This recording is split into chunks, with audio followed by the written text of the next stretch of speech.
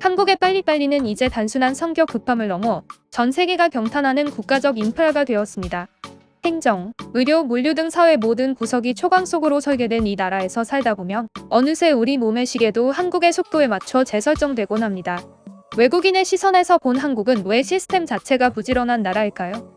고국으로 돌아가는 순간 심각한 금단 현상을 일으킨다는 한국식 효율성의 실체와 그 이면의 문화를 심층 분석으로 정리해드립니다. 1.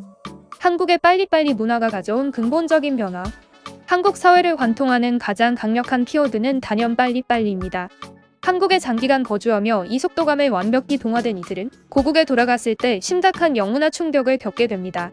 처음 한국에 발을 들였을 때는 모든 것이 신속하게 처리되는 시스템에 경탄하지만 시간이 흐를수록 이러한 속도는 단순한 편리함을 넘어 개인의 성격과 생활 양식 자체를 재구조화합니다. 특히 느긋한 기조를 유지하는 국가에서 온 경우 본국에서는 스스로를 매우 부지런한 사람이라고 여겼을지라도 한국에서는 게으르다는 평가를 받기 쉽습니다. 한국 사회가 정의하는 부지런함은 단순히 성실하게 일하는 수준을 넘어 수면 시간을 최소화하면서고 업무, 자기개발, 취미생활을 모두 완벽하게 수행해내는 고밀도의 삶을 의미하기 때문입니다. 이러한 치열함은 한국을 단기간에 선진국 반열에 올린 원동력이 되었지만 동시에 구성원들에게 끊임없는 속도 경쟁을 요구하는 양면성을 지닙니다. 2.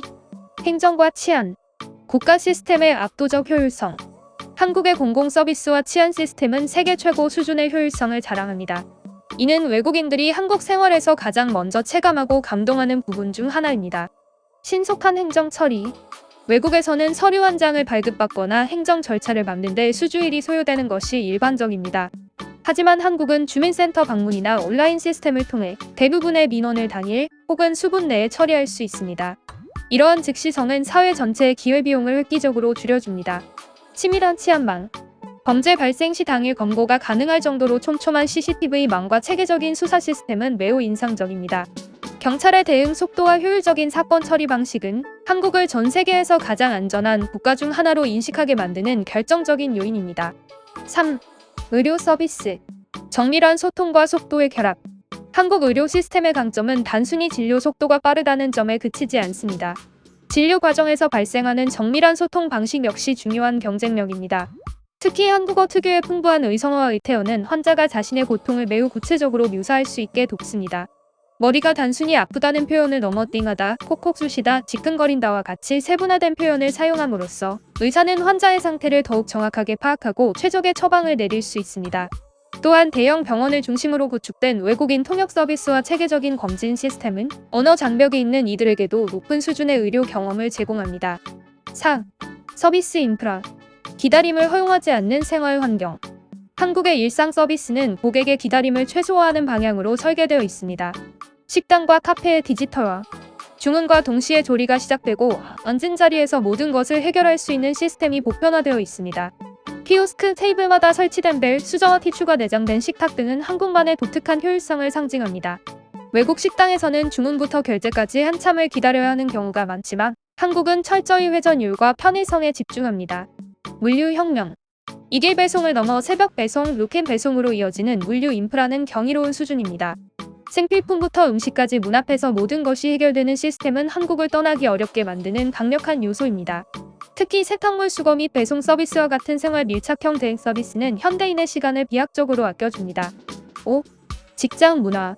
결과 중심주의와 공동체 의식의 공존. 한국의 직장 문화는 외국인의 시선에서 보았을 때 매우 역동적이고 모순적인 매력을 지닙니다. 성과와 효율의 강조. 열심히 하는 것보다 잘하는 것이 중요하다는 논리가 지배적입니다. 과정보다는 확실한 결과물을 중시하며 정해진 데드라인 내에 완벽한 성과를 내놓는 것을 최우선 가치로 삼습니다.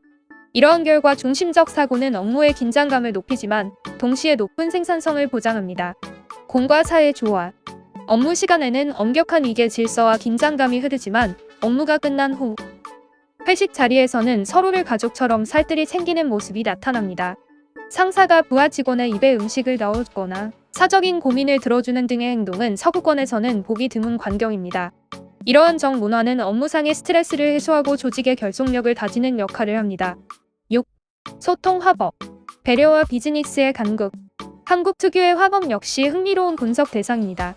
한국인은 상대방의 기분을 상하게 하지 않기 위해 거절이나 비판을 할 때 매우 우회적이고 부드러운 표현을 사용합니다. 그렇게 하는 것도 좋지만 이런 방식은 어떨까요? 와 같은 완곡한 어법은 조직 내 마찰을 줄이는 윤활유 역할을 합니다. 하지만 이러한 화법이 글로벌 비즈니스 환경으로 확장될 때는 주의가 필요합니다. 서구권 비즈니스에서는 명확하고 자신감 있는 태도가 신뢰의 척도가 되기 때문입니다. 한국식의 겸손하고 완곡한 화법을 영어로 그대로 옮기게 되면 주관이 없거나 협상력이 부족한 모습으로 비쳐 실무적인 손실을 볼 위험이 있습니다. 따라서 상황에 따라 화법을 유연하게 전환하는 능력이 요구됩니다. 7. 종합적인 시사점.